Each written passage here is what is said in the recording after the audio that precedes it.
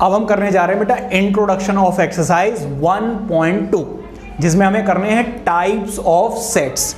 जो हमने सेट के बारे में पढ़ा है, अब हम क्या देखेंगे, टाइप्स ऑफ सेट्स। ठीक है, टाइप्स ऑफ सेट्स में बेटा सबसे पहला जो आपका है वो है एम्प्टी सेट, और इसी को बोलते हैं हम बेटा नल सेट, और इसी को हम बोलते हैं वॉइड सेट। तो क्वेश्चन में से इन तीनों में से कोई भी आपको वर्ड नजर आएगा, समझ जाइए एक ही बात है। ठीक है बेटा, एम्प्टी सेट होता क्या, the set which contains no element in it, मतलब ऐसा सेट जिसमें कोई भी एलिमेंट ना हो, उसको बेटा हम क्या बोलते हैं, एम्प्टी सेट बोलते हैं। जैसे कि मैं आपसे बोलूं एक कोई सेट है, ठीक है, वो आपसे बोले x such that x is an even prime number other than 2 को छोड़कर बेटा कोई आप इवन प्राइम नंबर बताइए, क्या बता सकते हैं, नहीं बता सकते। तो बेटा इसमें कोई भी एलिमेंट नहीं आएगा, इसलिए हम क्या कर लेंगे, सिर्फ कर्ली ब्रेसेस बनाकर छोड़ देंगे। तो एम्प्टी सेट को बेटा ऐसे लिखा जाता है। इसी को बेटा एक और भी लिखने का तरीका होता है, आप जीरो बनाइए और इसको कट कर दीजिए। मैंने आपको इंट्रोडक्शन में बताया था कि ये सिंबल है फाई, इसको क्या बोलते हैं बेटा, फाई बोलते हैं, और मैंने आपको बताया था इसका कहां पे यूज करेंगे मैं आपको बताऊंगा। तो फाई का मतलब होता है बेटा एम्प्टी सेट जिसमें कोई भी एलिमेंट ना हो।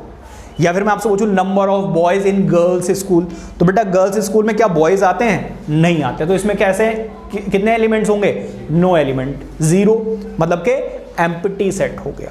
समझ में आ गई बात या नहीं। तो यहां पर एम्प्टी सेट में कितने एलिमेंट्स होते हैं, जीरो एलिमेंट होते हैं। जरा देखिए डेफिनेशन एक बार पढ़ लीजिए, the set that does not contain any element in it is called the empty set or the null set or the void set. This empty set is denoted by the symbol phi or this. दोनों में से किसी एक symbol से denote किया जाता है। कमन समझ में आ गई बात या नहीं। अच्छा बेटा नेक्स्ट है बेटा क्या आपका non empty set, this set which contains at least one element in it, मतलब कम से कम तो एक एलिमेंट होना ही चाहिए, 2 हो 3 हो 4 हो तो बहुत अच्छी बात है, लेकिन कम से कम एक एलिमेंट तो होना ही चाहिए। समझ में आ गई बात या नहीं। सो देखिए इधर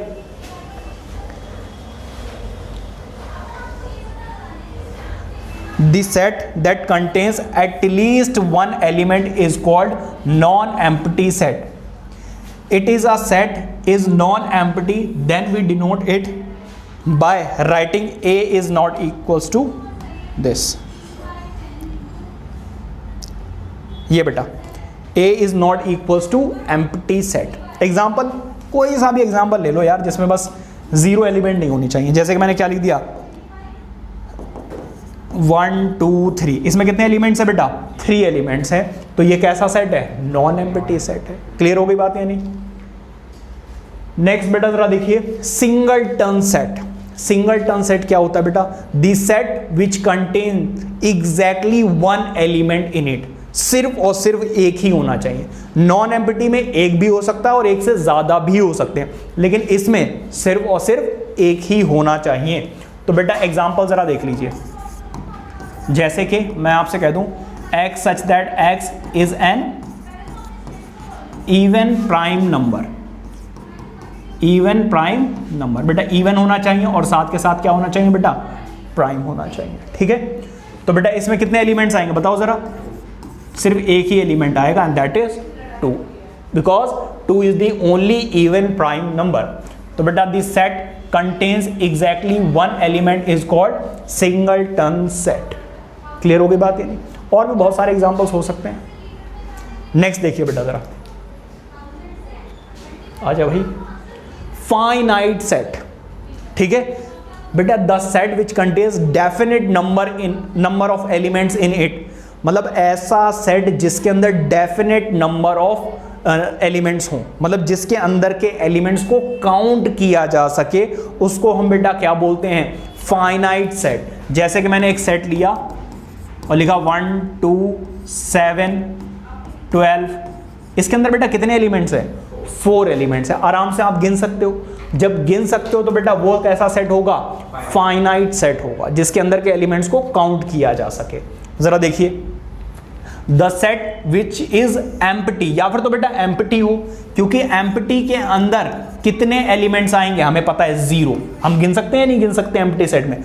और इसमें कितने हैं बेटा, 5 है। कितने हैं बेटा, 4 है ना, 4 है।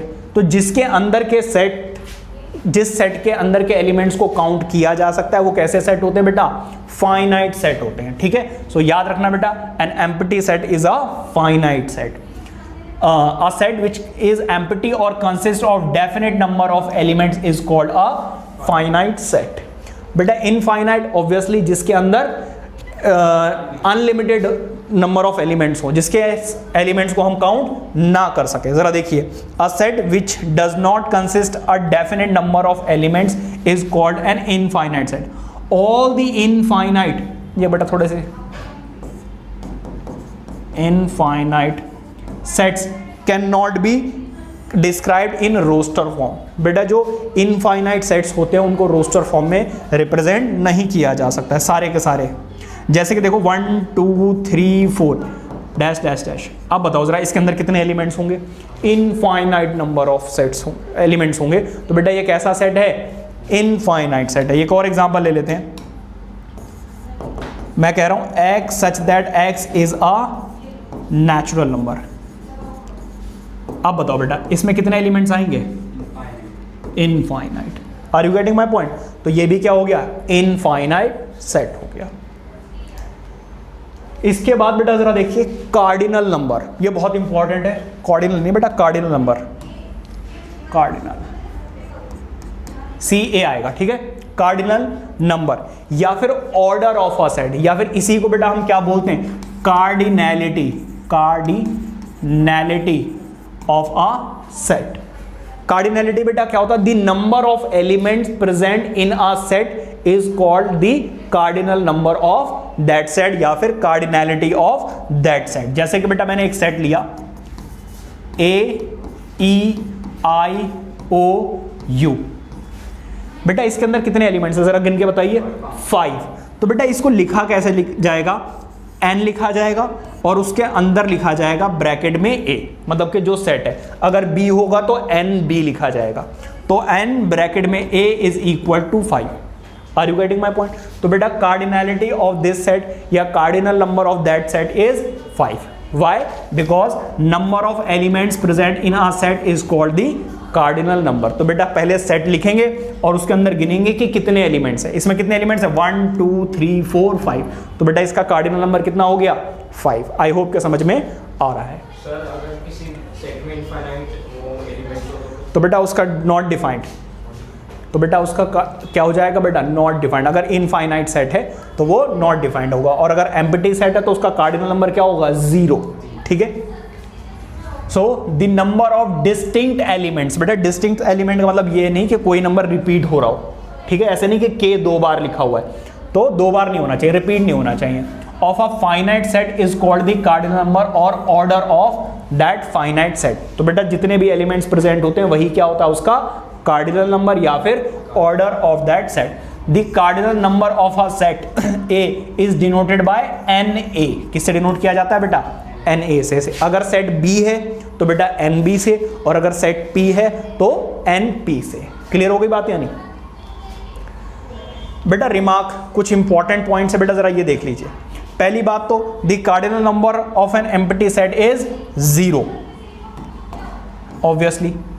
ठीक है, दूसरा बेटा पॉइंट जरा देखिए, the cardinal number of a singleton set is 1। Singleton set में होते हैं कितने एलिमेंट, एक ही तो होता है। इसके बाद बेटा the cardinal number of N infinite set is not defined. बेटा इनफाइनाइट नहीं बोलोगे, नॉट डिफाइंड, क्योंकि आप गिन ही नहीं सकते हो, और जो चीज गिन नहीं सकते वो क्या होती है, नॉट डिफाइंड होती है। ठीक है, आगे आ जाइए बेटा। इक्वल सेट, इक्वल सेट्स बेटा कौन से होते हैं जरा देखिए। मैंने यहां पे एक सेट लिखा AEIOU, और बेटा मैंने एक सेट लिखा BEIAUO।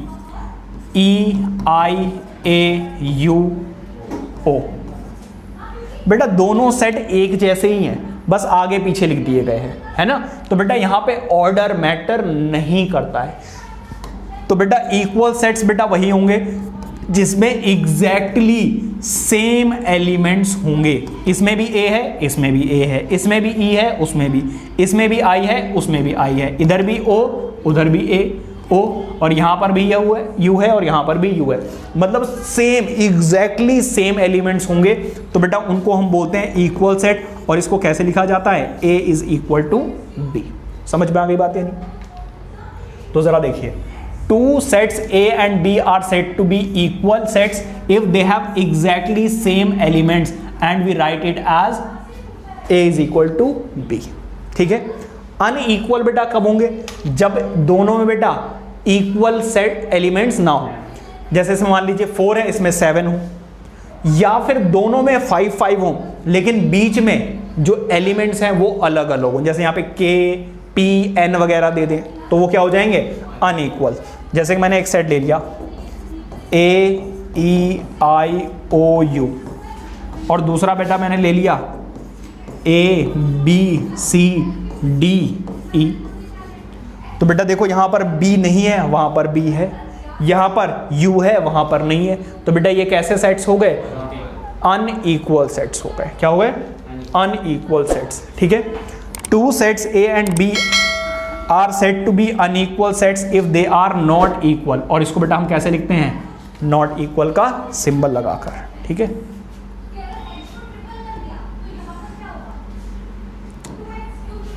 क्लियर हो गई बात या नहीं? तो इस तरीके से बेटा लिखा जाता है। ये इक्वल नहीं है तो बीच में अनइक्वल का सिंबल आ जाएगा। Any problem? समझ में आ रहा है सब कुछ? ठीक है, आगे बढ़ते हैं। तो आगे क्या पढ़ते हैं? यही है बेटा, सारे के सारे टाइप्स ऑफ सेट्स यहीं तक हैं। तो ये है सारे के सारे types of sets. I hope कि अच्छे से समझ में आ गया होगा, और अगर कोई डाउट है तो पूछ सकते हो। क्लियर है सब कुछ? Please note it down.